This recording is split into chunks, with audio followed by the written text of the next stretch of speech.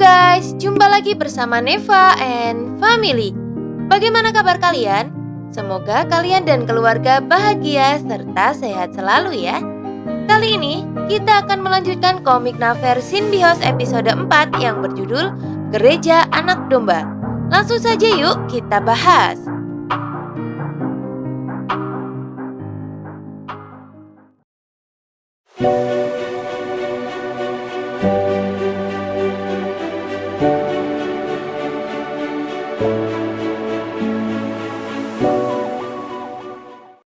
Kang Lim dan Pak O sedang berada di dalam mobil untuk menjalankan misi penjemputan makhluk.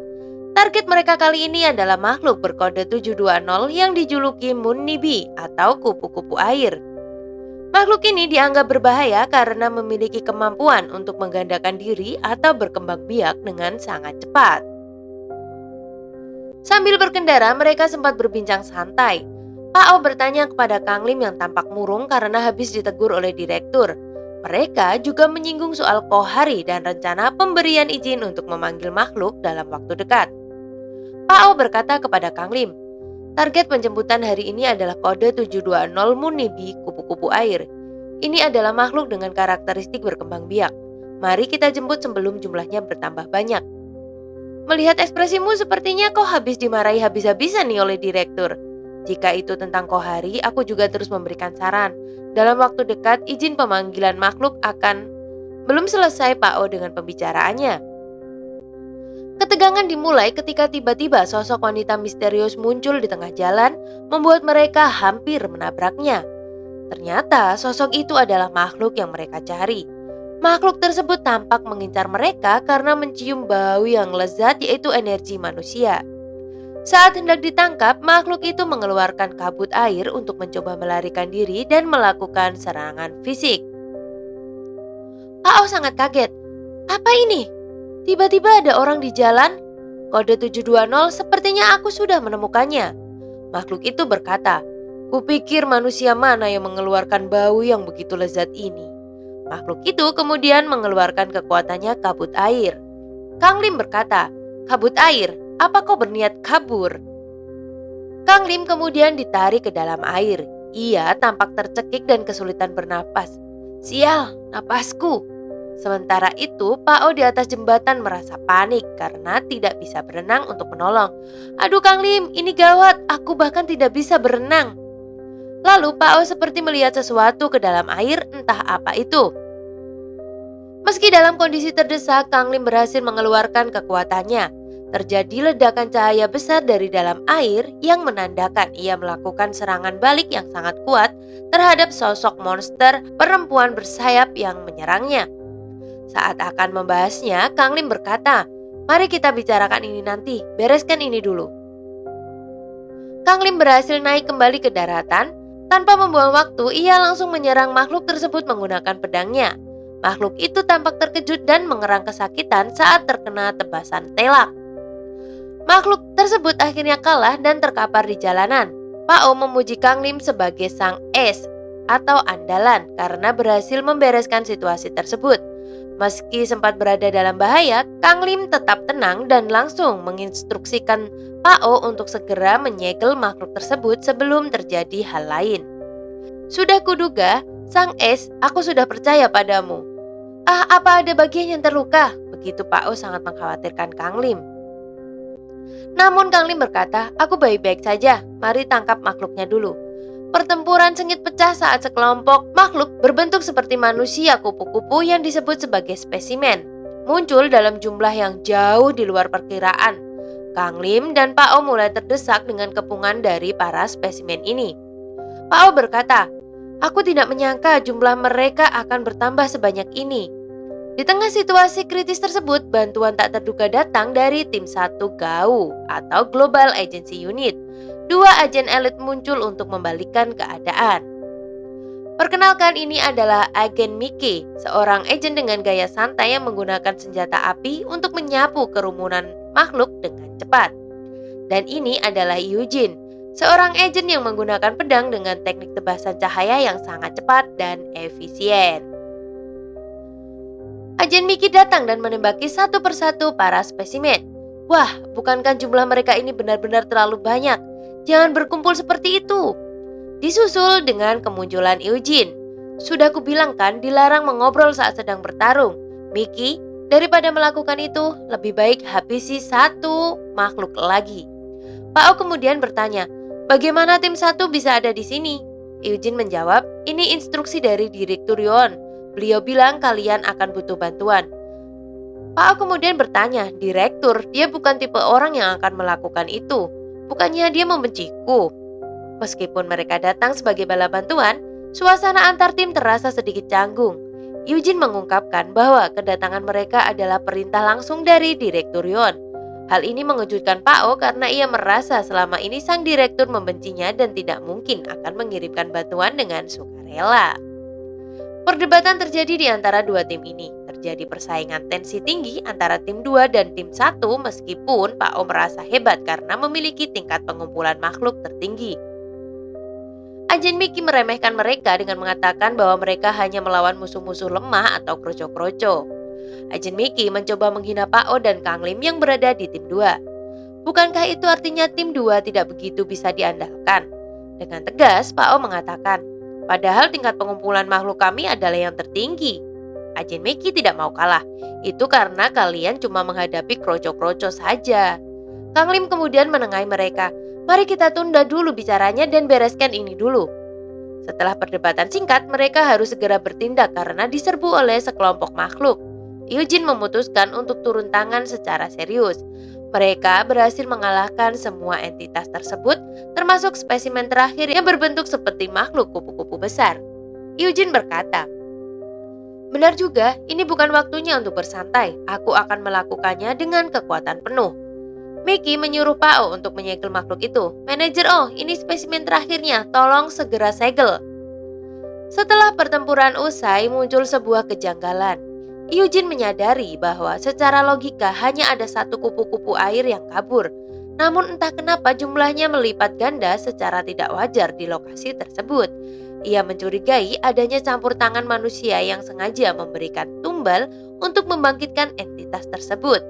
Di saat yang sama, ditemukan sebuah benda berupa kalung salib kayu yang merujuk pada sebuah organisasi bernama Gereja Anak Domba. Eugene berkata, baiklah, kerja bagus semuanya. Ngomong-ngomong ini aneh ya, padahal kupu-kupu air yang kabur cuma satu, tapi jumlahnya malah bertambah banyak secara tidak wajar, seolah-olah seseorang sengaja memberikan tumbal. Di sisi lain, Kang Lim menemukan sebuah kalung salib. Kang Lim bertanya dalam hati, Gereja Gospel Anak Domba. Cerita kemudian berpindah ke suasana yang jauh lebih ceria dan normal. Kohari tengah bersiap-siap untuk bekerja dengan semangat. Menariknya, hari itu ayah terlihat sangat garang dan protektif.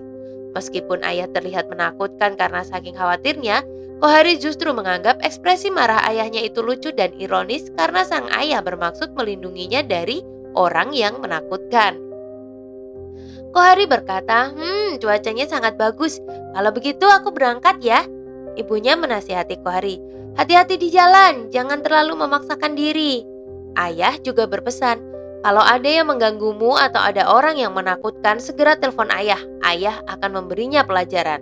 Namun yang lucu adalah Kohari berkata dalam hati, tapi sekarang ekspresi ayah yang paling menakutkan tahu. Kohari kemudian menaiki sebuah bus dan sopir menyapanya. Ya ampun, udah lama ya? Kamu sudah keluar dari rumah sakit? Kohari menjawab, iya, Anda pasti khawatir ya? Rupanya hari ini adalah hari pertama di mana Kohari yang baru saja keluar dari rumah sakit setelah terlibat dalam sebuah insiden yang traumatis. Seminggu yang lalu ia bertarung sendirian melawan makhluk di sebuah area yang kini sedang dalam perbaikan yang ditandai dengan adanya garis polisi dan kerucut lalu lintas. Meskipun dunia luar terlihat tenang seolah tidak terjadi apa-apa, Kohari memiliki tekad kuat untuk menjaga kedamaian kehidupan sehari-harinya dari ancaman makhluk tersebut. Kohari kemudian duduk di bangku dekat kaca bus. Rasanya seolah-olah tidak pernah terjadi apa-apa, padahal baru seminggu yang lalu aku bertarung sendirian melawan hantu di tempat itu. Sambil melihat area di mana dia bertarung seminggu yang lalu, terpampang sebuah tulisan sedang dalam perbaikan. Dia melanjutkan lamunannya. Kehidupan sehari-hari yang damai ini pasti akan kulindungi bagaimanapun caranya. Teriakan Pak sopir membangunkannya dari lamunan. Hei, kamu tidak turun, ini sudah di depan kantor polisi. Kohari kemudian berkata, hehe turun, terima kasih Pak sopir. Saat terburu-buru turun dari bus agar tidak terlambat, ia menabrak seorang wanita misterius berpakaian ungu hingga brosur yang dibawa wanita itu berhamburan. Kohari berkata, maafkan saya tidak melihat ke depan. Sang wanita berkata, tidak apa-apa.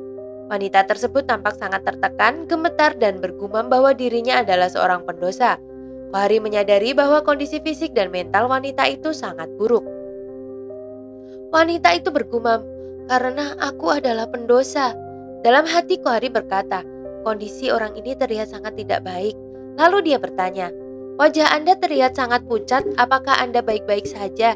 Jika Anda butuh bantuan? Belum selesai dia bertanya, tiba-tiba muncul seorang pria yang mencengkram lengan wanita tersebut dengan kasar. Pria itu menyebut wanita tersebut sebagai saudari dan meminta maaf dengan senyum yang tampak tidak tulus. Mengisyaratkan bahwa wanita tersebut berada di bawah kendali atau pengawasan sekelompok tertentu, kemungkinan sekte atau organisasi misterius untuk mencuci otak atau mengintimidasi wanita tersebut agar kembali ke komunitas mereka. Wanita itu terpaksa mengaku bahwa dia baik-baik saja di bawah tekanan pria tersebut. Pria itu berkata kepada wanita itu, saudari, jika Anda merasa sakit seharusnya Anda bilang. Ayo segera kembali ke gereja, sembari memaksanya berjalan meninggalkan Kohari. Kohari mencoba menghentikan mereka berdua. Tunggu sebentar. Pria itu menyuruh si wanita lagi. Katakan sendiri dengan mulutmu saudari. Seperti dengan keterpaksaan wanita itu berkata, iya, saya baik-baik saja. Terima kasih sudah membantu. Pria itu kemudian berkata kepada Kohari, Anda dengar kan? Terungkap bahwa organisasi ini bernama Istana Anak Domba yang berlokasi di kota Jinan.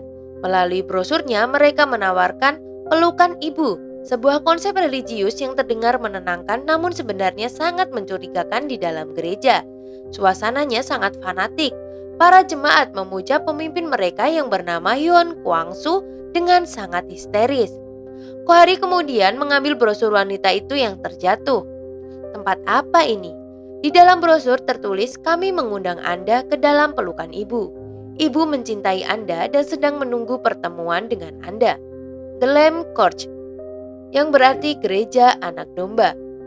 Kota lokasi berada di kota Jinan, Gyeonggi-do. Kotak bangunan tertulis Istana Anak Domba. Cerita kemudian memperlihatkan sebuah gereja. Yong Kwangsu adalah nama pemimpin yang diteriakkan jemaat. Rahasia gelap sekte ini terungkap di balik mimbar. Yon Kwangsu bukanlah pemimpin agama biasa. Di balik penampilannya terdapat sosok monster mengerikan bermata banyak yang disebut sebagai makhluk. Ia menganggap dirinya sebagai nabi yang dipilih oleh ibu untuk memimpin manusia. Di tengah kegilaan sekte tersebut muncul seorang wanita berambut pirang dengan mata merah yang tampak tenang dan sinis. Dia menyadari bahwa Yon Kwangsu hanyalah Tuhan palsu yang menganggap hobi para makhluk ini sangat buruk. Meskipun dia tahu tempat itu berbahaya, dia merasa tertarik atau penasaran untuk menyelidiki lebih lanjut. Cerita ditutup dengan narasi yang cukup gelap mengenai bagaimana kegilaan tersebut akan menyiksa pihak Gao. Dan episode 4 ini pun berakhir. Makin seru dan bikin merinding ya guys, bagaimana menurut pendapat kalian? Nah, sekian dulu ya episode kali ini, semoga kalian suka. Terima kasih sudah menonton sampai akhir, mohon maaf jika ada salah kata.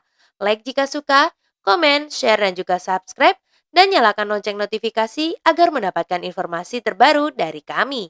Bye-bye!